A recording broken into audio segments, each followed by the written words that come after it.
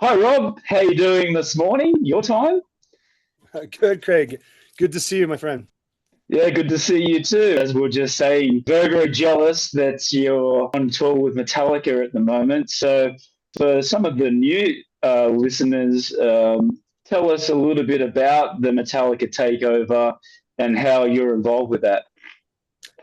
I mean, I have to tell you, it's just very humbling and very exciting to be a part of the Metallica family. The way that I get to be, I have a great rapport with the band members, and they've been incredible to work with for all these years. I am their master distiller, make their whiskey. I also was very fortunate to come up with a crackpot scheme to create a cigar with James Hetfield, and we that was born out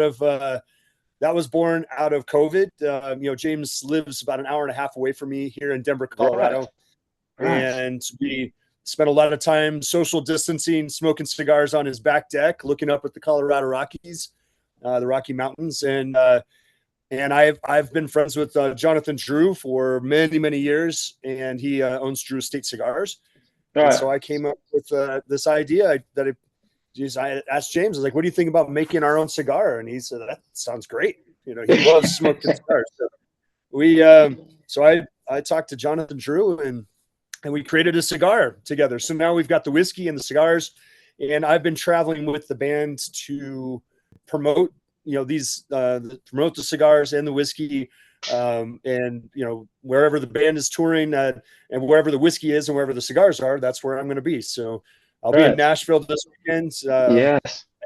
and pretty much the rest of the U.S. tour. I will be in Australia as well. I think that's happening. So, Oh, uh, fantastic. I was just about to ask that if you were coming yeah, down there. Have you ever been to Australia before? I have not. It's been on my bucket list since high school.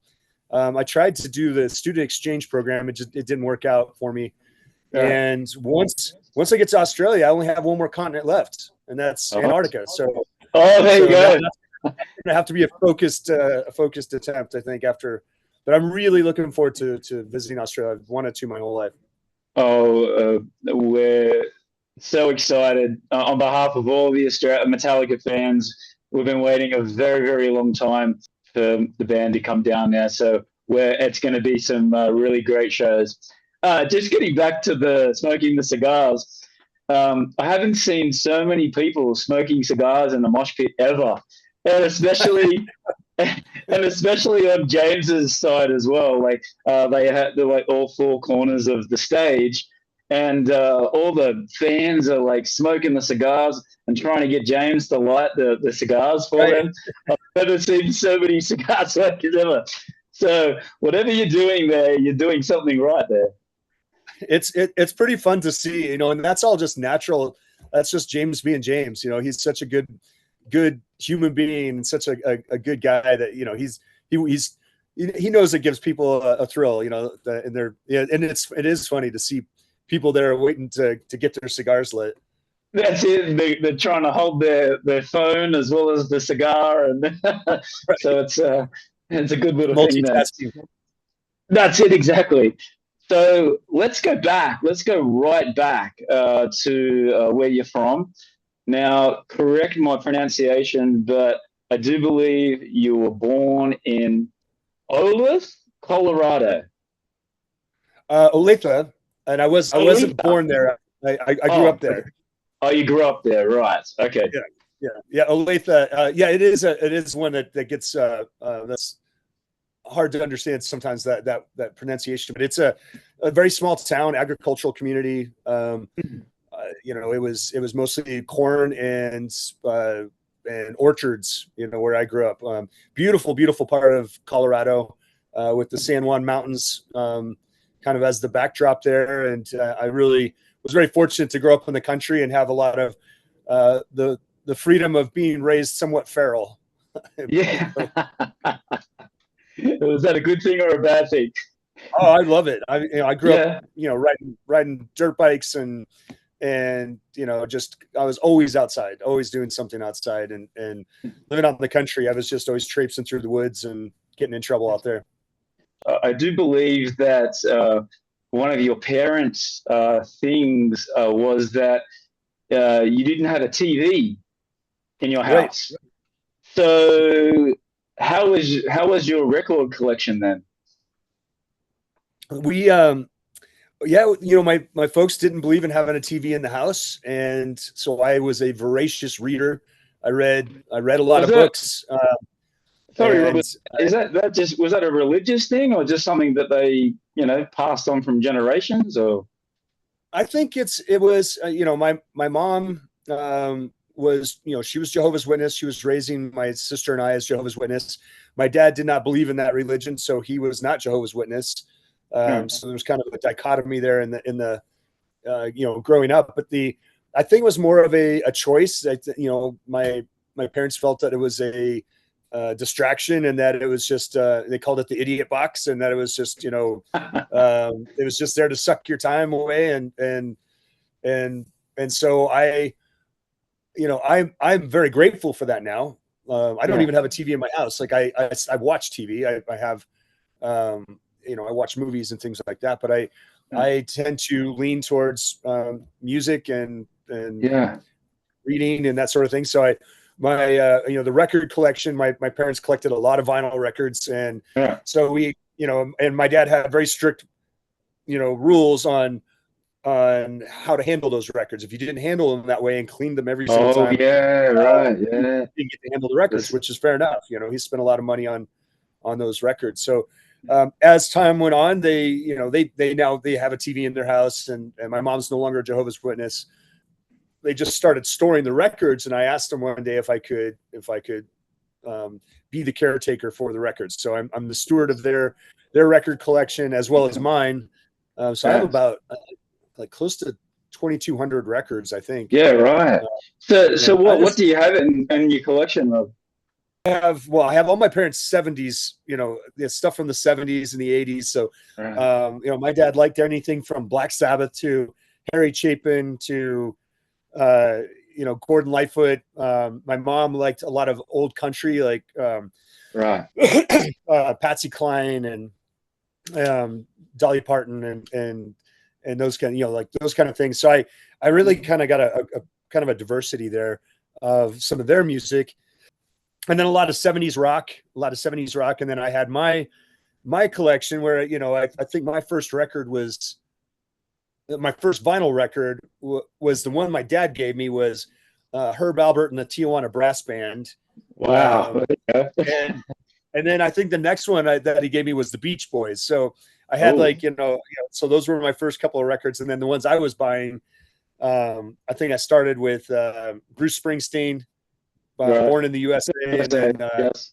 like Sting. I think some of those were like my first ones. Then I started getting into Van Halen, and Oh then yeah, right.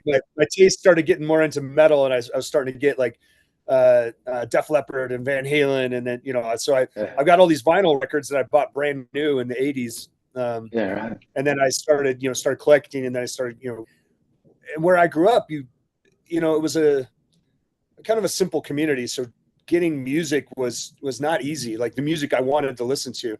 So you had to wait until someone went to the big city like Denver and came home Right. with like a mixtape of something. You're like, you got to listen to these guys. These guys are called Judas Priest, and you're like, what? You're like, Yeah, and right. just like, like, and then that's how Metallica. I was entered Metallica, I think in seventh grade.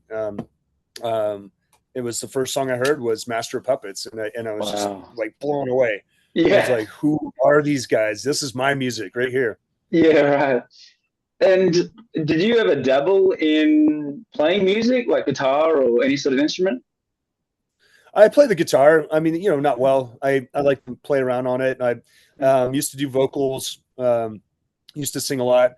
I grew up doing community theater, so I Oh yeah. grew up doing a lot of theater, a lot of musicals. So I just was kind of naturally drawn to that. But and I've had a band here and there. Like we had some we've had some interesting, like I got into like, punk. I was in, like a punk rock band, and I was playing the upright bass, but I was playing it I was playing a cello like an Right. upright bass. And so Right. like, because friend of mine had gifted me a cello, and so I tuned it to the guitar, and then I would just play it like, I didn't know anything about what I was doing. I was just playing around, and Yeah. I wasn't great at it, but we were just having fun. Very, very interesting. And I also read a story about your best friend during this time, and his parents had a farm, and you would go there and visit. You'd go there all the time and visit that place, and that was really special to you. Yeah, I had I think just growing up around agriculture and country community, there's a mentality there of everyone takes care of each other. There's a community there that I always really appreciated. And and if you were the the ranch and the farm that we would go to, they would anytime that they were it was harvesting potato season, you'd be out there pulling potatoes, Right. and you come home with a bag of potatoes, but you filled dozens throughout the day. And it was just that kind of thing where the community would come together and help. Same with harvesting beef. If they had a cattle, that they would bring in a cow, and we would help process the cow, and we'd come home with a few packages of white wrapped beef. Yeah. And I just always loved that. I just living in that community was really special. Yeah. I was going to say, do you miss that sort of lifestyle? Just a laid back, really nice lifestyle. I do. I live in the city in Denver, and I'm always pining away for the country, but I've got to be close to an airport. Right. Yeah, sure. Airport. So, Yes. and so I just can't really. It doesn't make a whole lot of sense to be living. I would love to live back where I grew up. Actually, that's my parents are still there. My sister's there. Her kids are there. I love it over there, but I need to be near an airport. Yeah, absolutely. And one more question. I found this story very interesting, and I want you to expand on it, or maybe it's not true. But your best friend that had the ranch, you got your first, not taste, but a smell or an aurora of whiskey for the first time from his grandfather's breath. Tell me the story about this. Yes, and I think more to that point, his grandpa was larger than life. I mean, he was the kind of guy that would, he was up at 5 o'clock in the morning, and he was already out there with the cattle, and he was kind of a prankster, had a really good sense of humor, and he was always laughing. And just really special times in that kitchen, just like having breakfast with all the ranch, it's a family. They didn't really have ranch hands. It was, it was all the brothers and sisters and kids. So it was always like a big thing going on. And then at night, they'd have a couple of whiskeys and things like that. And I just remember him laughing and smelling his breath. And that's probably, I definitely, that's where I first smelled whiskey. Like I could smell it. But then when I started to get into my exploratory years, we knew where he stashed that whiskey. And so my and I, we would try it, and we're like, oh, this is awful. Like, as a kid, you're like, how do people like this? How do they drink this stuff? So the smell was pleasant on his breath, but it was certainly not pleasant to try. I was probably in, again, probably around 7th grade or so, probably, 13, 14. So how did you get around that? Just drink more and get used to the taste? I think so over time. I mean, where we would have keggers out in the, these parties out in the boondocks, and someone would have a keg in the back of a pickup truck, and you'd buy your solo cup, and they'd fill up a solo cup of beer. And so I think you just started getting used to what alcohol tastes like. I think when you're younger, you're going for effect, not for quality. And then eventually you're like, oh, I actually, I'm supposed to be enjoying this. Yeah. And you find a way to enjoy, and once I first started drinking whiskey, I had a friend of mine who I used to just get whiskey and Coke, in a bar somewhere. Like, you just don't know any better. And I think everybody starts out, at some point of, there's always that learning curve of enjoying whiskey and knowing what you actually like. And that that journey is always a that's a fun journey.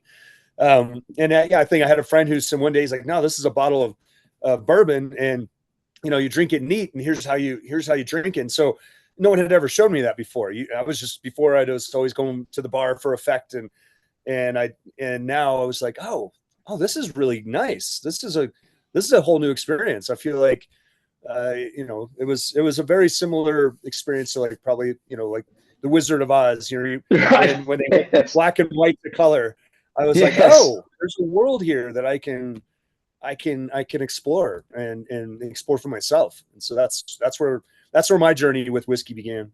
Yeah, absolutely. So let's go a little bit forward after that.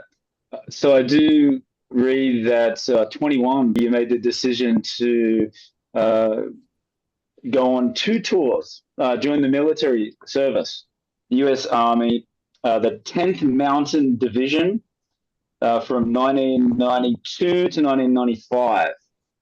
Correct. So, Yeah. country boy, grown up in a music background, where did this decision come from? Like, was it the right time? Was it something that you've always wanted to do, or tell us about that? It was something that I had always wanted to do. It was always there. I was always fascinated with my grandfather was in World War II as a pilot. Right. My other grandfather was also in the Army. So I kind of grew up around some of those influences. My uncle was in the Army. I think I had always been kind of fascinated by what they had done with those, with their careers. Yeah. And at the time I had moved out of my parents' house. I was living in Denver. I was kind of in the punk rock scene in Denver, and Come on. and getting in trouble. I was getting myself in trouble, and I recognized that I needed I was looking for some discipline. I was looking for a direction. I was looking for some adventure. Yes. And I hadn't really planned on going career or anything. I just wanted to experience the military, and so I went and joined in '92, and literally went through basic training, my advanced training for my job, which was target acquisition. Yeah. And directly from target acquisition, I was shipped to my unit at 10th Mountain Division. We were ski and mountaineering troops. We were trained for mountain warfare, snow, harsh winter conditions. And I found myself very, very shortly, very quickly in Africa, in the desert. Wow. With no snow, Yeah. no mountains. And I was in Somalia, and we were supposed to go over in December of '92, and ended up in January of '93 is when my first deployment. But I did 2 deployments to Somalia. People probably would recognize that more by the movie Black Hawk Down. Right. I Yeah. was participated in that in that battle, in providing support for the special forces who were being pulled out of there. So we really had a very busy couple of deployments there, and then came back to Fort Drum, upstate New York, for a while after that second deployment, and then we were deployed to Haiti in '94. Haiti. Right. So 1994 I was in Haiti, and we after Somalia we called it the Haitian vacation, because it was not nearly as intense as Somalia was, even though it had its own intensity for sure. Yeah. Someone threw a grenade at us in Haiti, and I think that was like the main, we had another, but that was nothing compared to Somalia. So we were like, it's funny. You just think, on the grand scale of things, it was not nearly what we went through in Africa. Yeah, absolutely. What were some of the lessons that you learned from doing those 2 tours? I think the first one was, as a young man, I accepted my mortality. I think there was a lot of fear when I first got there. We were being shot at, snipers shooting at us while we were in our tents. You're hitting the deck all the time, and there was this constant high alert fear. Yeah. And there was a certain point where I was in my cot and I was reading, and they were, the Somalians were very fond of taking an AK-47 and just spraying an entire magazine over the wall at whatever tents were over there. And there was just one point where I realized that I was really tired of being afraid. I didn't want to be afraid anymore. So and in that moment I was reading, and I just folded the book down on my chest instead of dropping down, and because I knew it was only just one magazine. They weren't actually attacking. That's what they always did. Yes. And I just stayed there and I waited till they were done. And then I went back to reading. And that was like the moment where I like, if I hit the floor, or if I'm laying in my cot, either way, they could still shoot me. So, like I'm not going to be afraid anymore. And then that moment, I think, accepted my mortality. And that was a huge lesson for me. It honestly gave me a freedom. It gave me a freedom to anything after that was going to be a gift, a gift of life. And so I approached life that way, that everything after I came back from Somalia and knowing that I had survived it, that was a gift, and everything else was going to be this great big adventure that I'm still on. Yeah, absolutely. Because I had a friend that was in the army as well. When he come back to work, his attitude changed a lot, and it was like he had this saying of early is on time, time is late. And it all of a sudden got very, very disciplined. Did you have that similar feeling? Without a doubt. That has probably been the strongest part of my work ethos, my work ethics, is approaching everything. I'm always early. I'm early to everything. And just because I always leave buffers, you never know what's going to happen. You have to be there. Yeah. I'm always 10 to 15 minutes early to every doctor's appointment, every appointment, everywhere I'm supposed to be. I'm generally early or standing by, ready to to go. And I think that's really what's led me on this path. I had a career in the music industry before I was making whiskey. I worked as a stagehand, worked as a rigger. Yes.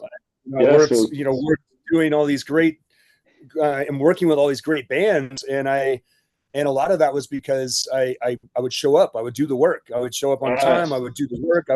I had no problem working crazy hours, 8 a.m. to 3 o'clock in the morning, and that's what really, having that discipline led me to making whiskey, because I met the owner of Stranahan's Colorado Whiskey in a bar. And we were talking about our mutual love of motorcycles and vintage vehicles, and he was telling me about his distillery.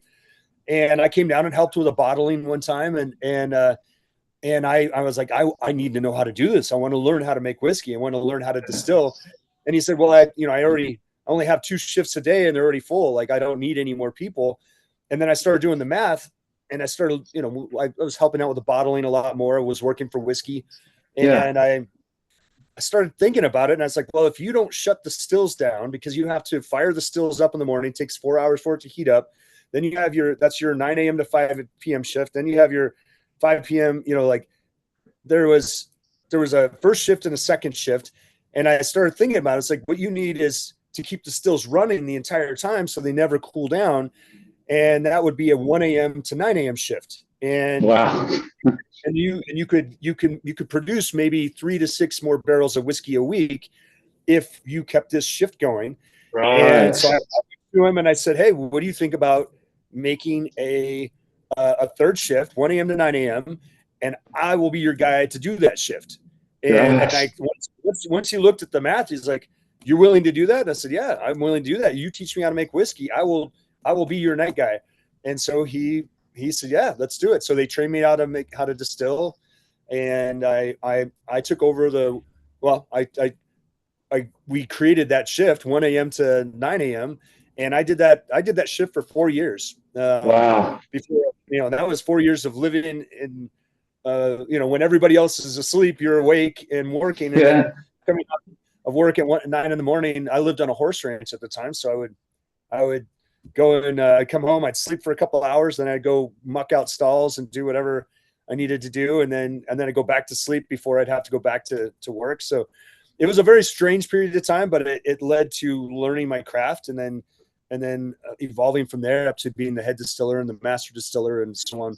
So that was kind of a long, convoluted answer to your question. when you come back to the US, I read that you took a couple of years off and you bought a school bus. Is that true? And you turn Yes, it yeah, into you turn it into like a half house, oh sorry, yeah, you're living in this school bus. I did. So I bought that before my second tour to Somalia. So Right. um, I had been, we were locked down on base because we were supposed to deploy within, we were not allowed to leave the base. Well, we all had girlfriends at the time. And so, and there was a carnival that was happening in the town nearby the base, and we all snuck off of posts to go meet up with our girlfriends and go to this carnival. And we weren't supposed to. We weren't supposed to leave post at all. And we ended up. I was on this ride, and I remember Pantera was actually playing like, dun, Oh, dun, dun, dun, nice. and Yeah. on this thing, and this ride would come up to a certain point, and I could look over into this guy's backyard, and he had this half-size school bus that had a for sale sign in it. And I Yeah. thought, oh, that is the coolest thing. And as this ride's going, I'm like, oh my God. So as soon as I got off that ride, I went over and climbed up on that fence and looked over at the bus. And the next day I snuck off of post again, and I went and I bought it for $800 from this guy. And then I begged Come him to keep it at his on. house because I couldn't, I didn't have any place to put it Yeah. at the time. And I told him, I was like, hey, I'm being deployed to Somalia. Would you be kind enough to keep it here, and I'll pay you an extra $100 when I get back? And he did. He was very kind. And I said, I'm going to be gone a month tops. Well, that was not the case. I was gone, almost, I think, 6 months. So, he wasn't too happy about that. But when I came back, I took the bus. I registered it, had it in the barracks parking lot, and then I'd run an extension cord up to my barracks window. I was on the second floor, and I would I gutted the whole bus, and I found this farmer who was knocking down an old barn, and at the time, they were just burning old barnwood. It wasn't collectible, and people collect it now. So, kind of like my background here is barnwood. Yeah. And so I built the interior out of old barnwood, and built a kitchen and a bed. And first thing I put in there was a sound system so I could have music. Right. And that bus, we used to drive it up to Canada, Yeah. over the Right. border, and go up to Kingston, Ontario, and that bus, I had a lot of fun with it before I started building it out. And when I got out in the summer of '95 out of the Army, the bus was ready to go, and I knew that I was going to head to Colorado, visit with my Yeah. family for a little bit, and then my plan had been to drive the bus from upstate New York across the country and then up to Alaska. Oh, yeah. And Right. I was obsessed with the TV show Northern Exposure, and Right. Yes. I was in love with that show, and I was like, I'm moving to Alaska, and I ran out of money in Oregon, and that's where so I Oh, lived in it, and I started working as a carpenter and learning how to surf up yes. there. And but Yes. it was incredible. I lived out of that bus for a couple of years, and it was some of the best time in my life because I was before cell phones, before really the internet was a big thing. So I really truly was free. Like I didn't have an address. I didn't have a phone. I was just freewheeling, and had a really good partner at the time. She was great, Yeah. very understanding. We live in this kind of romantic lifestyle in the bus, and Yeah. that's what I was. And when I started the music biz, I was living in that bus. Yeah, right. So, two questions. So, what was it like living in Oregon? Because one of my best friends is from there. I've never actually been there, but he speaks the world of this place. And you mentioned surfing as well. Yes, Have you done any surfing with Rob or Kirk? I They're have big. not.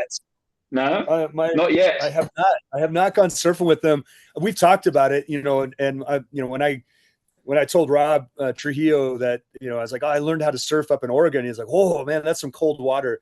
And it is. It's, the Oregon coast is known for some really cold water up there. So, you're always wearing a 3 mil wetsuit and Yeah, the hoodie right. and boots, because you just can't stay in the water that long without it.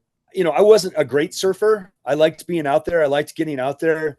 I grew up skiing and snowboarding, but that's different where you're on skis and you are moving over the land, whereas the water is moving under you. So I think Yes. that took me a while to get to kind Yes. of switch my brain and my thinking. But I've surfed a few times since, like I've surfed down in Costa Rica, I've surfed in Hawaii, surfed down in Mexico, in Oaxaca. But being landlocked in Colorado, there's not a whole lot of opportunity to surf. So I think my surfing skills have gotten incredibly rusty. Well, I'll invite you to surf in Australia. I've got some pretty cool spots down there, so I will invite you to have a surf with me. That's what I've always heard. I've always seen. I was obsessed with the movie Point Break when I was a kid, and Oh like that end yes, scene where he's on the wave. You're just like, wow. Bells Beach in South Australia. Yeah, Yeah, incredible. so cool. Well, I Yeah. appreciate the invite. Thank you. All right. I might be paddling around more than surfing, but we'll see. We'll see how I may have to Well, practice my jump. yes, yes. I'm the same. My, I'm more of like a boogie board rider rather than a surfer, but we'll see how we go. I made a boogie board. So where I was stationed in Somalia, we were in Mogadishu, and we had a radar system that was on the highest point in the airfield in Mogadishu, and right down below us was this little bay, and so we would go swimming all the time. And I made a boogie board out of empty plastic water bottles. So once they were empty, you just screw the lid back on, and so they were, it was a hollow, Oh air. yeah. And I took MRE boxes, which were really thick cardboard that carried our military rations, our food rations, and it was really thick cardboard. So I cut it in the shape of a boogie board and just duct taped the whole thing together with the water bottles inside, and it floated. It actually worked. Yeah, And right. so I actually used that thing for a while until Ah. water started seeping in past the tape and sogging up the cardboard. But it wasn't, I used that thing quite a bit for a while until eventually just disintegrated. Yeah, right. So it says here you then moved to San Francisco to work with Bill Graham Presents, and you're Yes. the event manager, you're the rigger. So tell us some of the bands or some of the artists that you worked with during that period. Well, I was very fortunate. We had we had some great timing. This was we ended up meeting the wife of the guy who was running Bill Graham Presents at the time, and this was in 1996 in a coffee shop. And so we just hit it off with her, and we had she said, "Hey, are you guys looking for work? My husband is managing this huge concert, and we need more stage hands. We need all the people we can get." So we were like, "Yes, absolutely." Yeah. So when we got on site, they said, "Okay, what's your skill set?" And I was like, "Well, I can rock climb. I have my climbing gear." And like, "Oh, okay, you're a rigger." And I was like, "Cool. What's a rigger?" Nice. I was like, they're like, "You're like, we need you to climb that steel and build that thing." And I was like, "Wait, I can get paid to climb?" Because Yeah. I love climbing. I was always climbing stuff. I was always, I did a lot of rock climbing, a lot of mountaineering, and so I was just ecstatic that I could get paid to get to climb. So I was that's where I started, was building the Tibetan Freedom Concert in Golden Gate Park. Right. The Beastie Boys put on, and it was Wow. Red Hot Chili Peppers and the Smashing Pumpkins and BB King, and then you had like these San Francisco historical figures like Wavy Gravy and Yoko Ono and Wow. Sonic Youth, all these great bands that were just like, That's a mixture of bands right there, of artists right there. it was incredible. Yeah, like it was a really great experience, and I was hooked. I was like, because coming out of the military and the kind of the chaos of combat zones, and you're looking for something that's exciting. Just working a regular job just didn't feel somehow. And so this job kind of gave me enough of the chaos I was craving, and that the spirit of music. You're constantly around all these great, incredible musicians. So working in San Francisco, I was working with Ben Harper was coming out at the time, and then I started managing different events. They had the Jane's Addiction reunion tour with Dave Navarro and Flea, and the Ken Kesey and the Merry Pranksters ended up opening up for them, and they're known for dosing people with acid, with LSD, and that happened at that show. Like we ended up getting anybody who had a radio who looked like they were in charge, they were dosing them with liquid acid. Yeah. And I'm very familiar with my hallucinogens. I'm well versed in it, so I knew how to roll with it. But they created this kind of chaos from the inside out, from all the management. And it's kind of a legendary story with Bill Graham Presents, because almost everybody ended up tripping on acid that night. Anybody who was in management. So, and not that we wanted to, but that's what happened. So it was a lot of it is like to tour with James Brown for a while as their backline guy, setting up all their gear, all their music gear, and just working with a lot of people, a lot of these incredible legendary musicians who were kind of at the end of their career, like Etta James and things like that. And then also bands who were at the beginning of their career, like 311 and bands that were like just starting and getting to work with like Social Distortion and Motorhead and doing lights at some of these shows and just really these incredible experiences of and as a matter of fact, I worked Metallica in 1996 as rigger. That was when they were touring with Lollapalooza, so it was like Soundgarden, Devo, Green Day, and Metallica.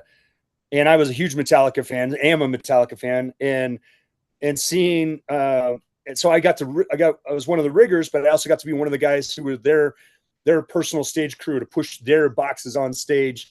When they're swapping out the band equipment, the gear. So I was really excited to get to be, I got some of the Metallica guitar picks off the stage, and and one of Jason Newsted's bass strings. I made a necklace out of it, with a guitar pick, and I gave it to my sister for Christmas. So it was an incredible experience to get to be, from the mid 90s to, roughly around 2005, 2003 or 4 to be in the music industry. It was a really good time to be just a part of it. Yeah, absolutely. Well, that's incredible. And how long did you stay in San Francisco for? I stayed there for a summer and into the winter. I was living in my bus, kind of living around north of San Francisco. And again, I was just living out of my vehicle, and I wasn't living in campgrounds or anything. So I was kind of strategically parking my bus around the city, and that got kind of old after a while because it's not legal. So people were, I was, you get the 4 a.m. knock on the window, and it's the cops, and like you need you to move your rig and go somewhere else, or so.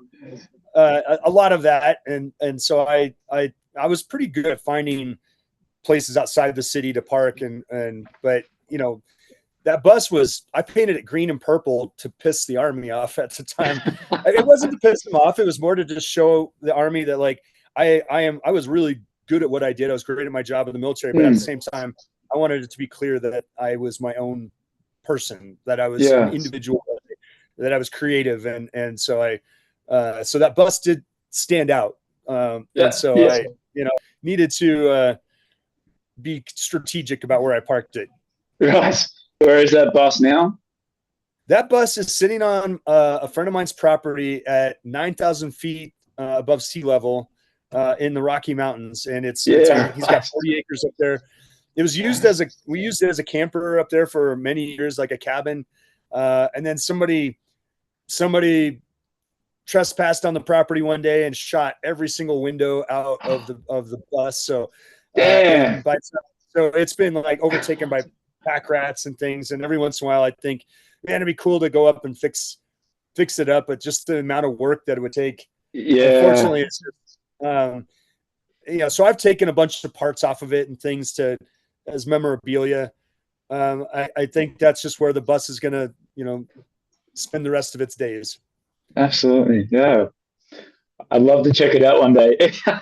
Then it's all about your distiller days. So I do read that your first opportunity was with Stranahan, Colorado. Oh, Stranahan's? Yes. Yep, Stranahan's. That was your first opportunity, right? That was, yeah. That's when I was describing meeting the owner in a in a bar. That was the place, and Stranahan's was really. I was very fortunate. That was good timing. Again, I think everything have its right time, right place, and the mindset to take on something new and learn something new, and that's what I did. Starting out as that night distiller, did that for 4 years, and then I moved into a day position. Then I started working as the bottling manager and the maintenance engineer for and I'm not an engineer. I that's a very fancy word for just maintenance. I can fix things. I can look at things and say, okay, well, it's a machine. We can figure it out, because I've always been a gearhead. Always worked on motorcycles. Always worked on vintage cars. I've always had the ability to just this is doing this, so it's got to be fuel, air, spark. What is this? And then same with just the facilities, and then it kind of moved up from there to being the head distiller, and then over time became the master distiller at Stranahan's. And it was for me, that's where I learned how to blend whiskey, and I was doing different cast finishes, taking single malt whiskey and I was like, okay, I'm going to cast finish in this Tempranillo wine barrel, or this cognac barrel, or this Pinot Noir barrel. Like, I always had these different cask finishes, and then I would blend them together, and then we would do these special releases at the distillery. And that was for me a really incredible experience to get to learn how the craft of blending, and that's what led me to all my paths. Kind of led to Blackened Whiskey, where my blending and my distilling career, my reputation I had there, my music career, it was kind of like everything coming full circle right back to all of those things kind of coming into play. Yeah. So this was Jake Norris, right? Who you worked with? Yep. Jake Norris. He was one of so Jess Graber was the founder of Stranahan's, and Jake Norris was the head distiller. Right. And he was the guy that we started working on motorcycles together. I had a motorcycle that my buddy and I had built that was a diesel engine that we were running on vegetable oil. And so you would start it up on diesel fuel, and then you'd switch it to vegetable oil, and it smelled like French fries as you're going down the road. And that was so I was into alternative fuel, and just learning, and distillation just was a natural segue for that. Yeah.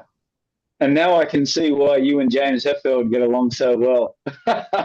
Talking about motorbikes, smoking cigars and old rock music. Yeah. Yeah, we really did hit it off over our many mutual interests, for sure. Yeah. And just getting ahead, I did read that James is actually the one that he comes in with ideas and sort of checks with the Blackened whiskey the most out of all the other band members. Is that true? They all do. They all check in with it. They're all very passionate about it. They're very proud of the brand. It's not all of them drink, but they understand that that people in their fan base do drink. That there are people that do drink, and it's just another way to connect to their community. And they're always very, very much involved with the branding and the imagery and the look of it. They leave the tasting and the blending up to me. That's that was one of their things, was that we know how to make music, but we don't know anything about making whiskey. So we need someone who knows how to make whiskey. And I've been making whiskey for 18 years now. It's very refreshing to get to work with people who have the artistic mindset, because I look at making whiskey as an art form. It's creating art. Just art you can enjoy and imbibe. Yeah, absolutely. how you found out about getting the master distiller of Blackened. Because I do read that you were handpicked. So obviously it was your amazing reputation that you got the job. I did have a reputation in the industry, and a mutual friend of James and myself, when they were talking about making whiskey, they said, "Hey, you should check out this Rob guy." Initially they went with Dave Pickerel, who was a legendary distiller who Right. passed away 2 months after Yeah. they launched the brand, Yeah. and so I had spoken to their director of sales, and he said, "I love everything you've been doing at Stranahan's. We'd love to see, would you be interested in this?" And at the time, they said we're looking at about a dozen different distillers, and so I went through this interview process several times, and then Yeah. I got a call. I was in Oaxaca, Mexico. Wow. I was What I were you was doing at down there? Was it vacation or? I was down there. Yeah, I was actually working on creating a mezcal brand Okay. to bring to the United States, and I got the phone call. "Hey, can you come to HQ, the recording studio, and an interview with the band?" Wow. And I said, "Absolutely." So when I got back from Mexico, we set up a time, and at the time, it was my understanding that they were looking at 3 distillers, and it was kind of narrowed down to 3. So I thought, in my mind, that they were going to interview all 3 of us and figure out which one they wanted to go with. That's what my understanding was. And Yes. I rented a car in Oregon, and drove down the coast, listened to Metallica the whole time, drove all the way to San Rafael, and was so excited, just to have the opportunity to get to interview, and I in my mind I was like, at the very least I get to meet the band, and I get to have a good experience, and Yeah. whether I get the job or not, I'm just gonna be myself. And so I interviewed each person individually, and I hit it off with James. We were sitting there, we were talking about cars and motorcycles, and all these things. And he Yes. at the end, he stood up and he said, "Hey," he said, "I understand you served overseas, that you were in combat." And I said, "Yeah." And he said, "I have something for you." And he reaches into his pocket and pulls out a coin, and he gives it through a handshake, which is the way you receive a challenge coin. And he gave me this hug, and he said, "Welcome to the family." And Wow. that is how I knew that I had the job, was James giving me this coin. And the coin was a Metallica coin. It said, "I am family, forever trust in who we are. Nothing else matters." And it was Wow. just an incredible experience. I still get goosebumps thinking about it. Yeah. And that's how I found out I had the job, was James James welcomed me to the family. So Yeah. really just a humbling, incredible experience. And then was it straight away get into it, or did you have to learn about what was done before? Because from what I've read, you keep what they did originally, but you've also added your flavor and your originality to the style of whiskey. Yes. So, there was the base creation that Dave had created. And then when I took it over, I made some adjustments, and you're always going to in a blend, when you're blending Yeah. different whiskeys from different states and different areas. Over time, you are going to adjust that blend, which is what I did. I kind of immediately started working on that. And fine tuning it, which I know Dave would have been doing as well. That's just what you Yeah. do. You would fine tune. And so I started fine tuning the recipe, started creating my own. Rye The Lightning was one of my favorite Yes. creations. And that one was a 95% rye with I did a cask finish, some Madeira casks and rum casks. So it was, very, I and doing the collaborations with other master distillers, the Masters of Whiskey series. Yes. It's just been an incredible journey to get to create, and any ideas that I might come up with, play around with. Yeah. Absolutely. And yeah, you've got the batch 100, batch 106, and they come with like a vinyl, blackened cast, straight blackened X Willet collaboration, and as you just said, the master of whiskey. So, but what I want to talk about, and this is what I wanted to ask you this whole interview, is about the Metallica Black Noise sonic enhancement process. Now, I haven't been to any of your events yet, but I'm just fascinated to hear your story about how this was created and how this all come about. Well, that was originally an idea from Dave Pickrell.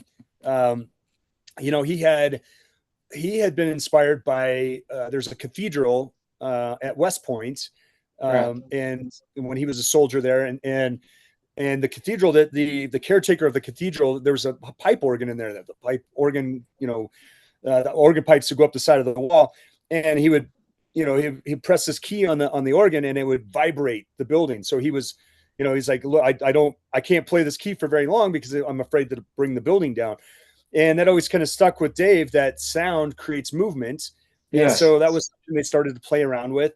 And of course, that was the first thing I started researching. I knew how to make whiskey, grain to bottle, you know, blending, distillation, barrel aging, but sonic enhancement, you know, with my music background, it was very intriguing to me. And I wanted to understand that this was a process that really worked, you know. And that was what was incredible, is that I, in the research, you know, so I've done my own research. You know, for example, I took 2 barrels of whiskey. This was 5-year-old whiskey, all the same batch, you know, just 3 different barrels. I took 2 barrels. I put them in a room where I had sonic enhancement. That's low frequency. So anybody who's ever been to a concert, especially a Metallica concert, and you feel that heavy bass tones, Yes. right? That Yes. vibration in your chest. You feel that. That's movement in your chest. Absolutely. That's what we're replicating inside the barrel is that movement. And so when you're creating vibration and at a certain frequency, you can move, you can get better interaction with the whiskey and the wood. So we're penetrating deeper into the wood. We're picking up more color, more flavor, and we have 9 different flavor profile markers that we can measure, you know, on a different level to understand the changes that are happening in the whiskey inside the barrel. And so those 3 barrels, we had our 2 barrels doing sonic enhancement, and I had what I call a control barrel that was not receiving sonic enhancement. I took samples from all those barrels in the very beginning. So we had our base marker of what the profiles were like in the beginning. Over the course of 60 plus days, I was taking samples from the barrels every week. And then once I had all my samples, we sent them out to a lab.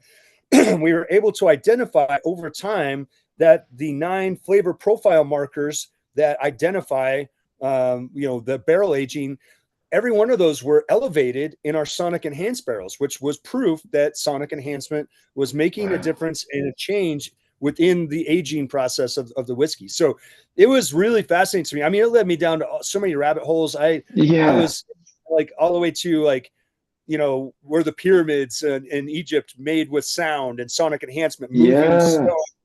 You know, so I was really fascinated with what frequency can do, and I'm still very fascinated. I still do a lot of research on it, and I think we're just scratching the surface on what we could possibly do. You know, taking these traditional methods of distillation and aging, but applying modern science to it. And in a calculated effort, and working with Meyer Sound, who creates that wall of sound for Metallica, to create the proprietary, you know, equipment. So it's been a process that I've just been so fascinated with, and have really, you know, and I want to do more. Like, I want to create an entire, you know, a building that's designed sonically for enhancement. Like, you know, so there's so many things that I you know, I haven't even begun to like get to do, because it costs money, you know, like on a larger scale like that, it takes a lot of money. Yeah, absolutely. And in saying, you were talking earlier about Rye The Lightning, that won an award last year. Was that correct? 2022. 2022, right. Sorry. Yeah, 2022. It won the best rye whiskey in the world by Whiskey Advocate magazine. And it was chosen as one of the top 20 best whiskeys in the world. Wow. So that's an amazing achievement. And it was really just incredible, and very, very, such an honor to be able to receive that. And I, you know, it's just so exciting to be a part of the top 20 whiskeys in the world. I was like, wow, this is great. And the only rye whiskey that was selected. You know, there were some some really large name brand scotches and bourbons in that lineup. And to be a part of that was really just very kind of humbling, you know? Yeah. It got re-released last year. That's probably what I'm thinking. Is that correct? You had to re-release it, or we did another version of it, right. and that was you know, I wanted to release a limited release of the Rye The Lightning every year, to just keep it going out there. We haven't released one this year. We're kind of the spirits industry has been heavily affected from kind of the accordion of time from COVID. So we're Right. we kind of held off on it this time, but we're hoping to get back on it for next year. How did that get affected with COVID? Like, did it shut the whole industry down, or how did it? It was it changed where people were drinking. So, people were used to going to restaurants and bars and drinking.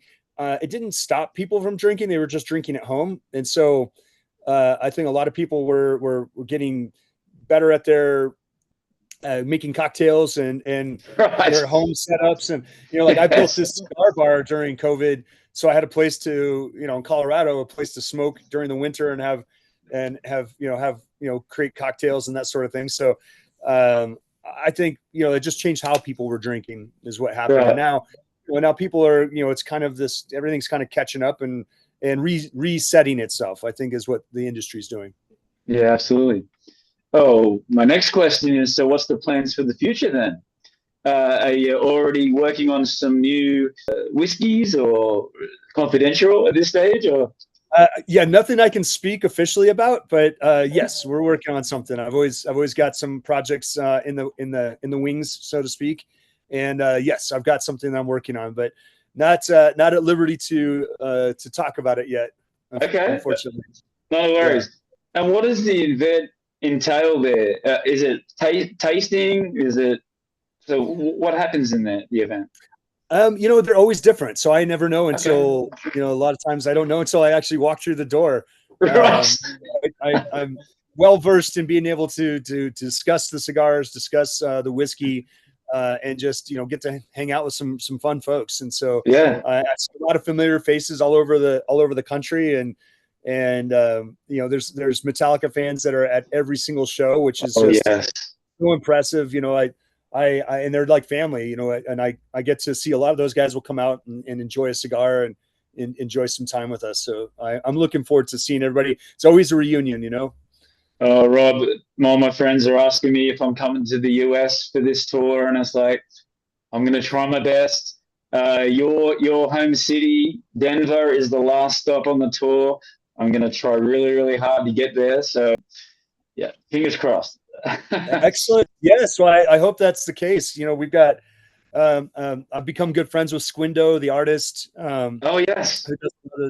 The posters and t-shirts and things. And I think he's going to be out here in Denver. He's starting to get a lot of meet the artist kind of events as well. So I know he'll be here in Denver, so I'm excited to see him here and just a lot of good folks. I know it's the last show on the US tour. And so a lot of people are going to be here. So I really, I get to kind of host in my backyard, so to speak. Come on. Yes. What's the best piece of advice you've ever been given? Oh, wow. I think one of the best is learning how to listen, learning how to listen to people and not just having something to say, but hearing what people have to say and being open to learn. I think that's, you're always going to keep learning. There's always something to learn. And I think being open-minded and listening to points of view that you might not normally listen to, because it could open up your mind into another, form of thought. So I think being respectful, listening to, one thing I think that we've kind of lost culturally is listening to the stories of our elders. The last show I was at in Syracuse, there were friends and family room. There's a lot of folks in there that I'm like, and I met just by taking the time to just talk and meet people in there and sit down and listen and have a conversation. I met the guy who produced the album Kill 'Em All. And he told me in great detail where he did it, how he did it. There was an abandoned warehouse, and how he set up Lars in the bathroom. They took out all the stalls, Wow. and just and that was just because it's listening and listening to these stories. People have something to say, and people, I think they're moving so fast sometimes they don't take the time to sit down and listen. So that would be best advice. Absolutely. And if you were to go back in time and visit a 14 or 13-year-old Rob, what advice would you give him? Wow, that's to trust your artistic creativity, to trust that if you are inspired by something, to continue to follow through with it. And I think when I've come up with ideas and followed through with them, and it's always blossomed in my life. Like, for example, the school bus, right? I had guys in my unit who were like, "You're absolutely crazy. What are you planning on doing with that thing? Like, why'd you buy that bus? Why'd you buy that big thing?" And I was like, "I'm going to live in it, and I'm going to go travel the world. I'm going to go see the world with it." And I had one of my buddies years later. He's like, "Man, I never thought you were going to even leave the state, let alone, or leave the base, let alone the state." And the fact that and I think it's just, I would tell my 13-year-old self, like, life is going to be freaking awesome, man. And just, trust your instinct, and it's okay to fail, be okay with learning those mistakes, because that's what makes us human. Absolutely. And I just heard your dog bark as well. He's a beautiful dog. I saw some pictures on your Instagram. Beautiful dog. Colin Robinson. Named him Colin Robinson after the energy vampire from What We Do in the Shadows. And he is a lot with a training him in the sidecar. I've got a motorcycle with a sidecar, and I've been training him with goggles and getting him comfortable in the sidecar. So yeah, he's great. Yeah. Social medias, Rob, where can we find you online? So my social media is and our international listeners as well. Yes. So Instagram for me is Whiskey Rob. So I'm at Whiskey Rob for Instagram. We're also Blackened Whiskey on Instagram. And then we've got, you can go to blackenedwhiskey.com. I'm working on getting my website up so I can, I'm working on a few projects that I'm excited about coming up here in the future. But the best way is Whiskey Rob on Instagram.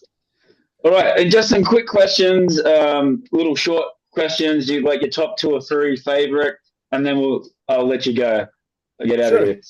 Okay. So as of today, what are your top 2 or 3 favorite albums of all time? Oh man.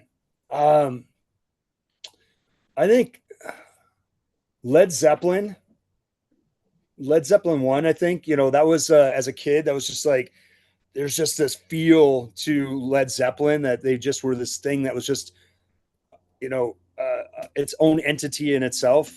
So I'd say Led Zeppelin 1. I definitely Metallica. That's a hard one because Metallica, Love Kill 'Em All. Master of Puppets was my first album, but I think the Black Album is one of my favorites on that. And then I think it gets a little old sometimes, but Bob Marley Legend is just classic. That has been a transforming album for me as well. Yeah, absolutely. And you talked about the first album that you bought. What was the last album that you bought? No, I bought 72 Seasons. I had to have it on vinyl, right? So I definitely had that one. And and then we talked about that Batch 100 vinyl record. Yes. I got to select the songs on that. That was a lot of fun. Oh, that's so cool. Yeah, it was great. Lars did the arrangement, and we did a 2 vinyl record. I got to dedicate those songs to people in my life. Your top 2 or 3 places that you visited, and then 2 or 3 places that you want to visit in the future. Well, I'm really excited. I believe I'll be in Australia, so I've wanted to go to Australia my whole life, so I'm very excited about that. Alaska is on the list. I've somehow missed Alaska. Somehow I've tried to get there as I was talking about earlier, Yeah. in the bus, and I still haven't gotten there. So that's on the list. And then there's places that I just would love to go to, like Norway, and there's just other places that I think, Mongolia has always been intriguing to me. I've always one of my goals still is to do a round the world trip on a motorcycle, and I think I still have time to do that. Drive up to Alaska. There you go. Exactly. Right up to Alaska. Yep. Yeah. And, your top 3 all-time favorite live shows of all time. James Brown. Wow. I think I just, when I got to work with James Brown as their backline guy, and that just the energy that James Brown would bring was just mind blowing. And again, that Tibetan Freedom concert was just that was a life-changing moment for me. So getting to see all these great bands and getting to work with them, I think that was another one that was just kind of mind blowing to me. And I think, honestly, another Lollapalooza was Lollapalooza 2, Ministry. It was L7, Ministry, Pearl Jam, and Red Hot Chili Peppers. Wow. That was all in their peak time. Yeah, Pearl Jam. Yeah, wow. Yeah. Great lineup. There's 4. The more I think about it, I'm like, oh, there's this show and then this show. Yeah. And you could probably do one for like just Metallica. You could do your top 3 best shows from that. So yes, exactly. It's a very broad question. Last one, Rob. Yes. Who's your greatest inspirational hero and why? Oh wow. Anthony Bourdain. I think he's someone that really took his passion and he was kind of a pirate, in the kitchen, and took his career to really exploring the world, and his passion to the world, and connecting with the human condition, and connecting over food. He's someone I've just always been inspired by his writing style, his passion for people. And I'd say he's one of my biggest inspirations. Great way to finish it off, Rob. And your story is also very inspiring as well. From where you've come, you've served for your country. You're doing things that not only make you happy, but make everybody else happy. And being a part of the Metallica family, I would love to get to Denver. I'm still not sure, but I definitely would love to have a whiskey with you in Denver. If not, let's go surfing in Australia. That sounds fantastic, my friend. That sounds incredible. I'm looking forward to meeting you in person.